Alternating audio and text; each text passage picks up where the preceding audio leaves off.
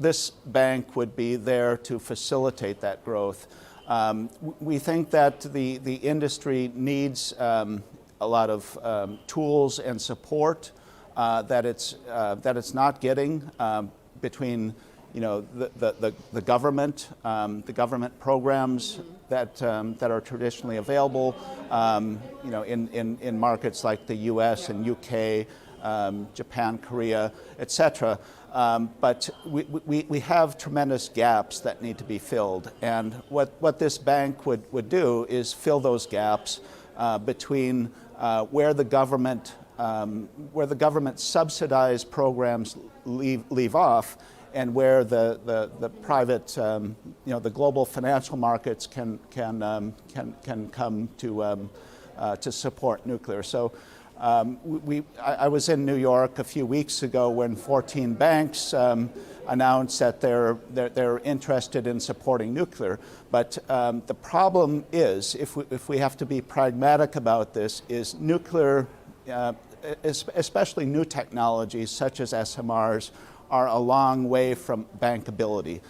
So we have a tremendous gap that needs to be filled, and we need to accelerate the entry of global financial markets into the nuclear space. And the existing government programs, as well-intentioned as they are not going to bridge this gap. Governments and public funding just is an inadequate resource to bridge this gap.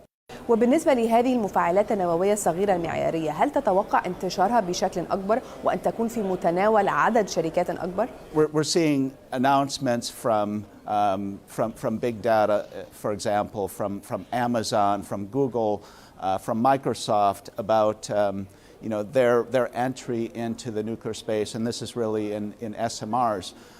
But the problem is a single industry is not going to be able to carry the near-term risk. These companies understand that to be first movers, they're going to pay a premium on the cost, on their end user cost of electricity. We saw in the Microsoft transaction with Constellation to restart 3 Mile Island, that's already north of $100 per megawatt hour. That is low-hanging fruit. If you think about Amazon and X Energy transaction for a new technology, that's going to be even more expensive, most likely. So we need to find a model that is going to drive down these costs, and the way to do that is through repetitive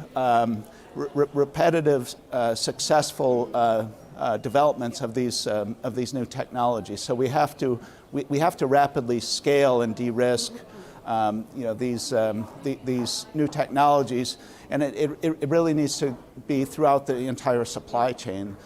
So we need to have scaling of the entire supply chains behind these new industries, and the only way to do that is through putting together global demand, global order books that will enable the demand signals to these companies and their supply chains to invest today. We need rapid investment today. We can't wait for many years.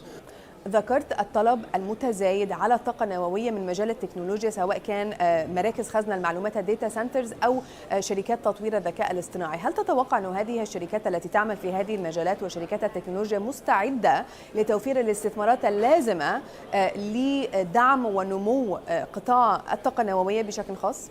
This is really a test to the industry. So we are seeing big data, Amazon, Meta, Google, Microsoft as the first movers. But again, it's not a simple equation. If you build it, they will come. It's if you build it again and again and it doesn't get much cheaper, these companies cannot come again. And these companies are not going to take unlimited risk for runaway cost for first, for being first movers. Yeah. So if the costs get out of control, if we have a few bad early starts, this is going to be detrimental to the market. We will see, in my opinion, we will see these companies looking for alternative sources if the SMR industry cannot perform and get better and better and better and cheaper and cheaper and cheaper. So that's really what it needs to. وبرأيك ما هو الخليط الأمثل للطاقة النظيفة عالميا وأين تقع الطاقة النووية ضمن هذا الخليط؟ As much as possible. So again, this goes to cost.